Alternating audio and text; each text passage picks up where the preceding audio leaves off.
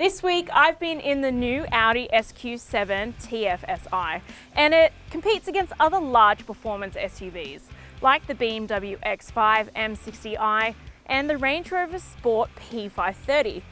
On paper, it certainly holds its own with its engine specs, but what about the luxury factor? Now, I'm going to be honest, I am a total Audi newbie, but after this week, I think I might be a devotee.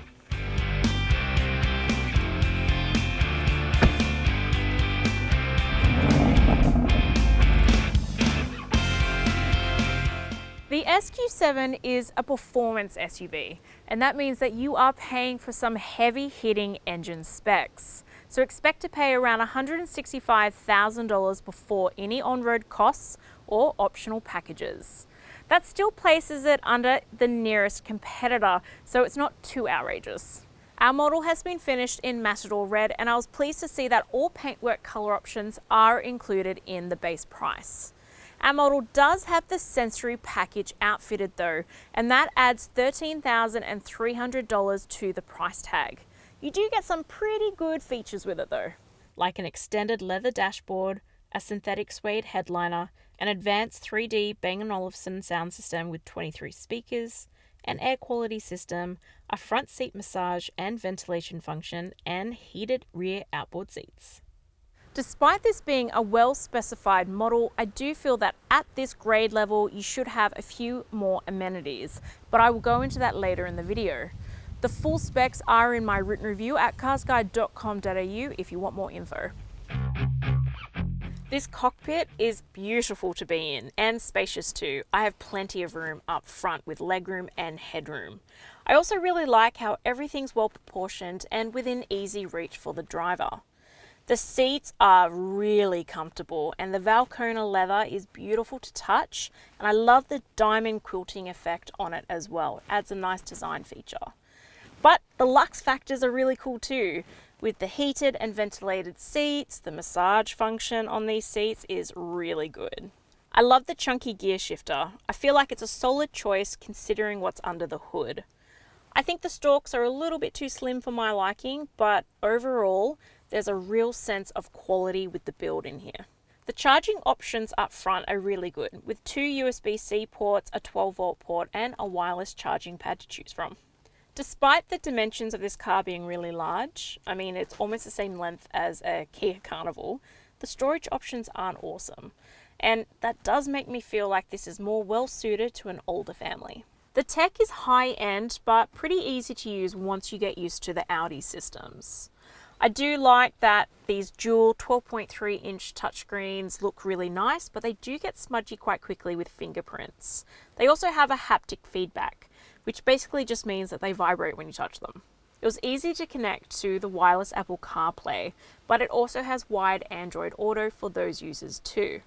The built-in sat-nav was great, and you can pull the directions to the 12.3-inch digital instrument panel, which I really liked. The head-up display is clear and large, which is great. The digital instrument panel can be really customized, and that is also a running theme for the cockpit. You can really get into the systems here and individualize the driving experience, which I thought was really great at this price point. In the back seat, it looks as nice as the front, but the back seat isn't as well padded as the front. They're still very comfortable though, and the head and legroom are fantastic. Taller passengers will find great comfort back here. The wider windows and wide door apertures meant that my 6-year-old found a great view this week, and it was easy for him to get in and out. And I really like the neat soft close powered door function. So say you're doing the kiss and drop run at school and your kid doesn't quite close that door, it will do it for you, which I thought was really cool. I do like the charging options back here though, with 2 USB-C ports and a 12-volt port too. So if you had 3 people in the back, they can all stay charged up, which I think is great. For the price point, the amenities are decent but not wowing. Still, I like that you have very practical dual climate control with 4 directional air vents, reading lights, map pockets, and a very comfortable armrest with cup holders. But that's pretty much it. There is a throwback feature from days gone by. and it is a bit quirky to see now in a new car. You have ashtray holders in both back doors, which I thought was an odd choice. My son liked it, used it for his lolly wrappers, but I think these should be on the out. Families will be happy to know that there are ISOFIX child seat mounts and top tethers on all 3 seats in the back row. The back row is also wide enough to accommodate 3 seats side by side at the same time, which is great. There's also plenty of room for a 0 to 4 rearward facing child seat to be installed too. Families will also be pleased to know that even on the 3rd row you have 2 ISOFIX child seat mounts and 2 top tethers. However, space is pretty tight, and I wouldn't want to be scrambling back here to buckle in a kid. I would be reserving these for older kids who can strap themselves in, and thinking of them as sometimes seats for adults too, because space is a bit tight. The amenities aren't that great back there either. You have cup holders, air vents which aren't directional, and reading lights, but that's pretty much it. I do like though that it has a 50-50 split fold and you can adjust them electrically. You also get 3 buttons to do this, one in the boot and one on either side of the passenger door, which just easy access and a little bit easy when you need to get back in there. The back seat is also a very practical 35-30-35 split, which opens up the storage options on the inside. But I did love the level load space. It was great for my grocery run, but you don't have underfloor storage. What you see is what you get. You don't get a spare tire in this, just a puncture repair kit, but there are some really cool features, like the powered tailgate, which is faster than some others that I've sampled. And because of the air suspension, you can raise or lower the car to your desired height. The new TFSI engine is monstrous. It's a 4-litre twin-turbo petrol V8 with a maximum output of 373 kilowatts and 770 newton-meters of torque. To say this is powerful is an understatement.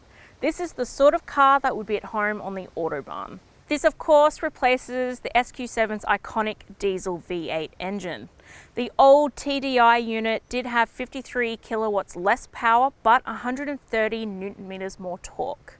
Either way, the 8-speed auto transmission is delightfully smooth, and the all-wheel drive drivetrain makes for a very responsive and powerful engine.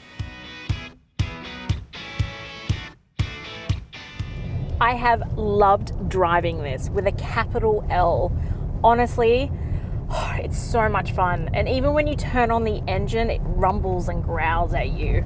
It even spits as the turbo fires up too, and it makes me feel like I'm about to join the Fast and Furious crew on their latest adventure. You do have to get used to the power though, because it is immense. And when you first shift into gear, the car sort of surges forward as if it's raring to go. Once you get used to the little quirks though, it's a very easy car to drive. The steering feels very controlled and adapts to the conditions that you're driving in. So if you do put your foot down and accelerate hard, the steering becomes a bit stiff and your seatbelt tucks you back into your seat, which is really nice. The cabin is very quiet and a pleasure to be in.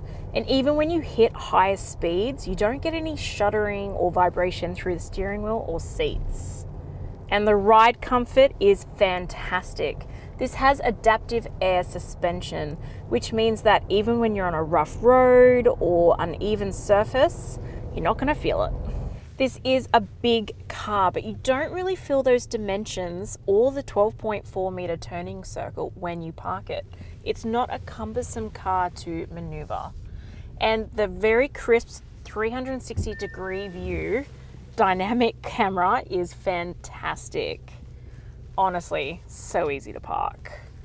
I do have to mention the parking sensors though, because I feel like they're just maybe a little bit too sensitive. And I don't know if it's for all the models or it's just a quirk of this one, but I have had the emergency brake being applied when I'm in a situation that hasn't warranted it. So, yeah, again, don't know if it's just this one, but something to look out for. The official combined fuel cycle is 11.9 litres per 100 kilometres. My real-world testing though saw that figure jump to 13.2 litres. I still think that's pretty darn good for a petrol V8, especially considering how hard I drove it and the situation that I drove it in. And I did a combo of urban and open road driving this week. Expect that figure to be a lot higher in the city though. This has a large 85-litre fuel tank, and based off the official combined fuel cycle, you should see a driving range of around 714 kilometres. Now, that's not as good as some other fuel efficient options out there, but it's still great if you're doing roadies. The SQ7 has a lot of active safety features that I always like to see on a family car. I like the SOS emergency call button, as well as the driver attention alert system, which gives you sound and visual cues if the car doesn't detect any steering wheel activity from the driver. The SQ7 is not ANCAP rated, but its smaller siblings did achieve 5-star ANCAP safety ratings back in 2019. It also only has 6 airbags, which is a bit low for a family car, but the curtain airbags do cover that back third row. The full safety specs are in my written review at carsguide.com.au if you need more details. The SQ7 comes with a 5-year unlimited kilometre warranty, which is a standard term. You can pre-purchase a cap price servicing plan for up to 5 years or 75,000 kilometres, whichever occurs first. I do feel though that when you're at this price point, manufacturers should be sweetening the pot with the servicing terms. The servicing intervals though are reasonable at every 12 months or 15,000 kilometres, whichever occurs first. The Audi SQ7 TSFI has been a true delight to be in this week. The handling and power can't really be faulted, and for drivers who are looking for that sort of performance, you're not going to be disappointed. I do feel that when you're at this price point, the ownership terms can be a little bit better, and it is missing a few family-orientated amenities, but it is a large car and can fit a large family. And it was perfectly adequate for my little family of 3's needs this week. So this gets an 8 out of 10 from me. My son was surprisingly not that interested in this one, but he did cheer whenever I had to put my foot down to overtake or get up to speed. So he gives it an 8 out of 10 for just that. If you're after more details, check out the full review at carsguide.com.au, and I'll see you next week.